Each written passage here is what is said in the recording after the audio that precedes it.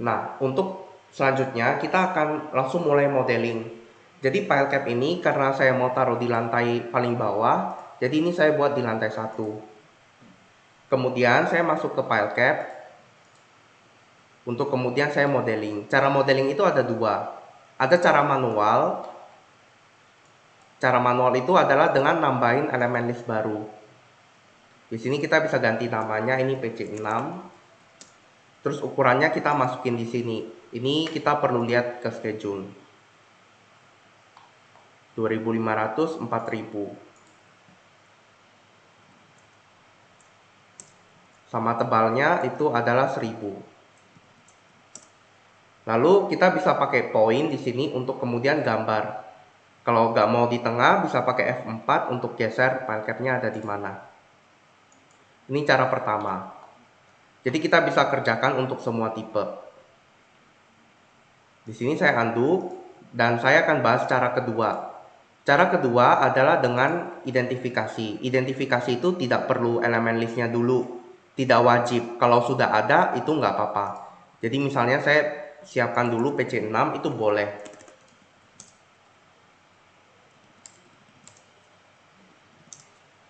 Nah, tapi PC3 misalnya saya nggak siapin. Tidak saya siapkan. Kita coba identify. Klik identify file cap. Kita ambil side line-nya. Ini kepilihnya pakai layer ya. Klik kanan. Lalu kita pick labelnya. Labelnya itu adalah teks ini. Kita klik kanan. Lalu kita auto identify. Di sini kita bisa lihat file cap-nya itu kebentuk semua. Walaupun PC3 sebelumnya saya belum pernah buat, tapi dia akan baca garis dari gambarnya. Jadi dengan kata lain, kalau garisnya salah, maka gambarnya juga ikut salah. Kalau di sini kan kita lihat ini 1000, ini 1000. Nah, di kanan bawah PC3 juga 1000, ini 1000. Jadi ini udah benar. 1299 tuh ini kalau ditambahin kan 1299. Jadi ini udah benar. Nah, dengan cara seperti ini pemodelan file cap-nya sudah selesai. Selanjutnya kita tinggal kasih tulangannya. Jadi kita lihat dulu yang PC6. Di sini tulangan atasnya D1600, bawahnya 1900. Jadi kita bisa klik PC6, lalu kita double klik di PC6-nya. Ini D1600, yang bawahnya 1900. Nah, di sini kita bisa lihat yang atas ini karena dia nunjuk ke garis merah, itu artinya yang panjang. Yang pendek ya, yang sejajar dengan ini. Jadi yang ini nunjuk ke garis kuning, jadi dia sejajar dengan yang 4000 ini karena ini garisnya kan kuning, ini kan potongannya. Nah, maka saya taruhnya kita coba cek lagi ya. Yang garis merah itu harusnya sisi yang pendek. 1600, 1900 atas bawah.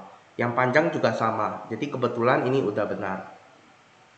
Kemudian untuk sidebar, sidebar itu adalah sampingnya ini. Ini kan 2D16. Nah, ini pemodelan untuk yang ada di pondasi ini sudah selesai. Selanjutnya kita klik PC3, lalu kita masukkan tulangan PC3 juga. Jadi kalau PC3 ini kan 1600 semua.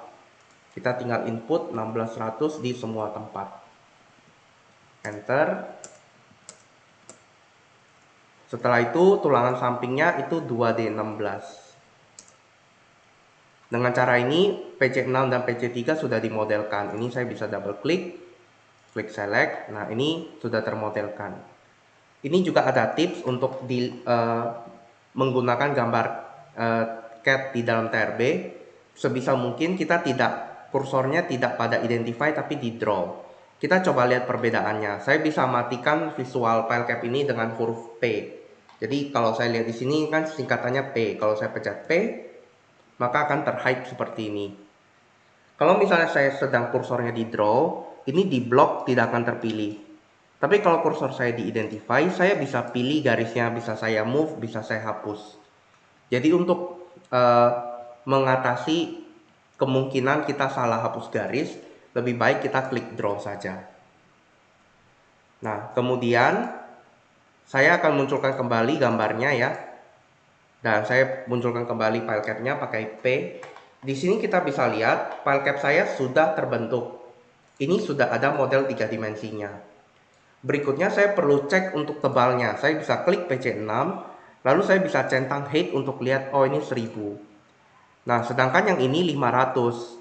Kita cek harusnya di sini 1000. Jadi kita akan ubah dengan cara double klik di PC3, height-nya jadi 1000. Nah, sekarang model kita sudah tinggi 1000. Karena modelnya sudah jadi, sebenarnya gambar ini sudah tidak perlu lagi. Kalau saya hapus pun, tidak akan pengaruh kemanapun terhadap gambarnya. Jadi perlu dihapus, tidak perlu dihapus, itu bebas. Contoh, saya hapus gambar ini, tidak akan ada pengaruh terhadap modelnya. Modelnya tetap ada di bagian sebelah kiri ini. Sedangkan untuk yang kanan-kanan ini, karena gambarnya pakai di sini, jadi belum yang di split. Nah, ini adalah untuk pemodelan dari cara pemodelan dari PileCap.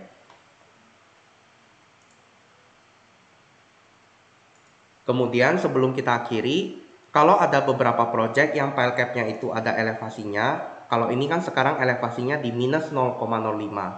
Kalau kita mau turunin elevasinya, kita bisa tinggal pilih PileCap yang turun, misalnya ini.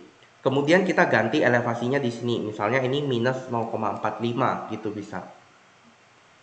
Lalu tinggal enter, maka kita akan lihat PileCap-nya ini akan turun. Tapi karena di project ini tidak ada indikasi penurunannya, maka saya tidak akan turunkan untuk PileCap-nya. Ini saya bisa klik undo.